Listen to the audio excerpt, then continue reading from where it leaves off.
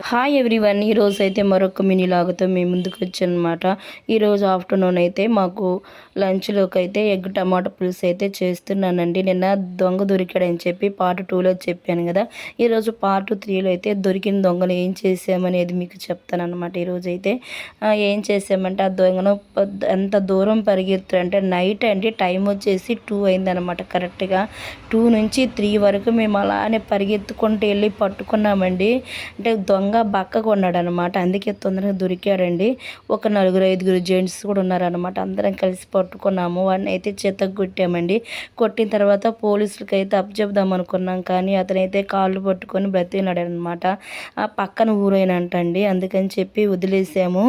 ఇంకెప్పుడు చేయొద్దు దొంగతనం అని చెప్పాము. ఈసారి వస్తే మాత్రం ఇంక దొంగలు పోలీసులు పట్టిస్తామని చెప్పాము. ఇంక అంతేనండి. ఇంక అప్పటి నుంచి ఎంతవరకు అయితే దొంగ అయితే మాకు కనిపించలేదనమాట.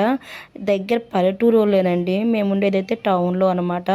ఇంకా దొంగనైతే పాపం అని చెప్పి వదిలేసి 3 మంత్స్ తర్వాత ఇంకో దొంగ అయితే వచ్చాడండి. ఆ దొంగ గురించి రేపటి వీడియోలో అయితే చెప్తాను. ఇంకా ఇలాంటి వీడియోస్ తెలుసుకోవాలంటే మన ఛానల్ని సబ్స్క్రైబ్ చేసుకోండి. బాయ్, రేపటి వీడియోలో కలుసుకుందాం.